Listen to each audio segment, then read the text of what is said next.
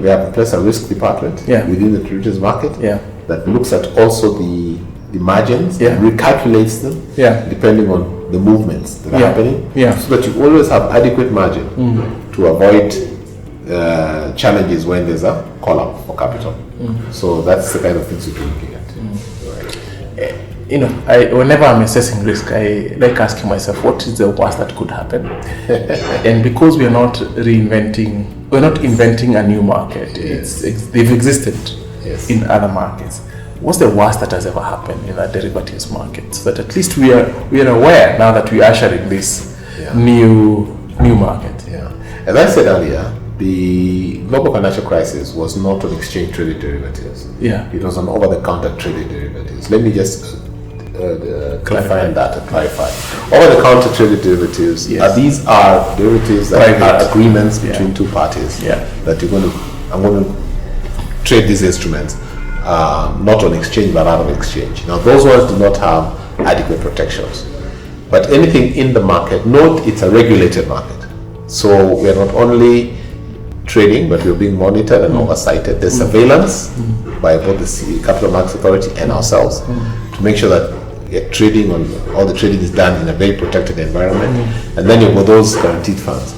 So I would want to say that on exchange traded derivatives, we don't have any recent experience of what has happened. All we can say is that where there's been opportunity for risks, positions have been closed on time because of that ability to flex like that. But we have no recent experience to see what has happened in the recent past.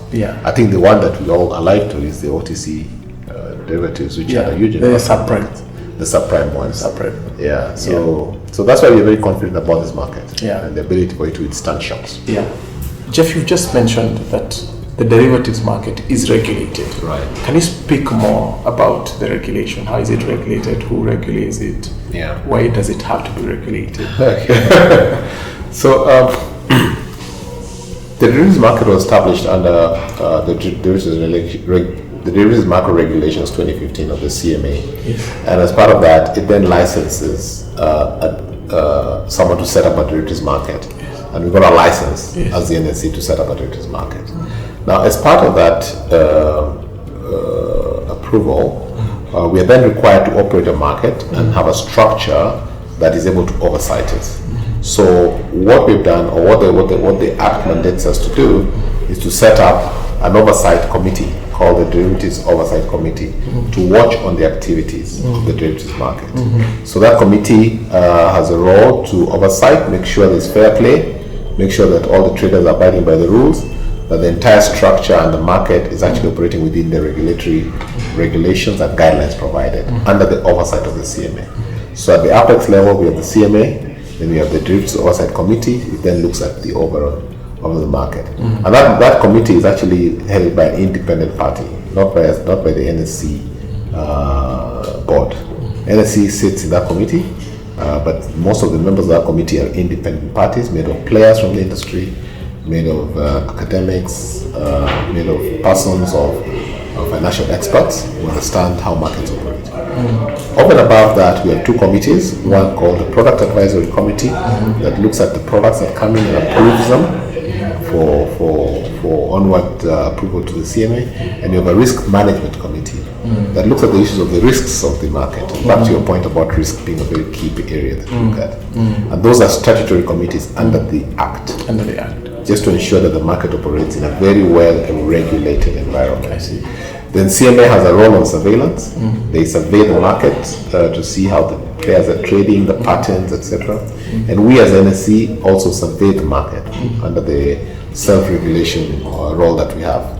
So our regulatory department looks at the market as well, ensure that the players are adequately capitalized, capacity, patterns of trading, etc. and daily reports on how the market is operating.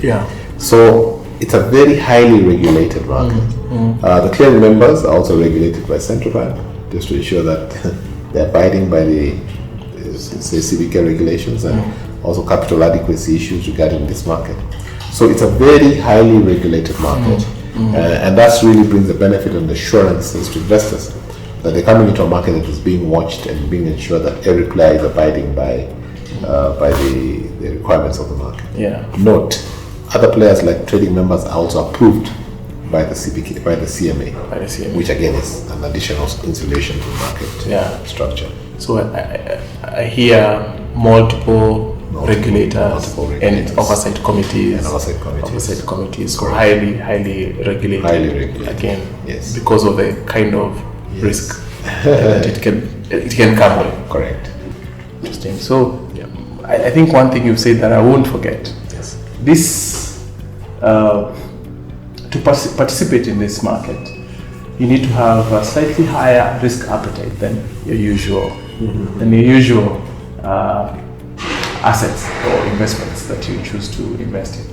So I think what I take from that is that proper investment guidance by experts would be useful. This is not a market for every Tom, Dick and Harry. You need some investment guidance for you to be able to make the right opinion and take the right positions. Correct. So there you have it. Work with an investment advisor or an expert in the area of investment or an institution, and there are quite a number of them if you go to the CMA website that are licensed by the CMA, and you can also come to the NSE. They should be able to guide you appropriately if you want to participate in this. So thank you very much, Jeff. I really enjoyed this, and I hope you've learned one or something that is interesting.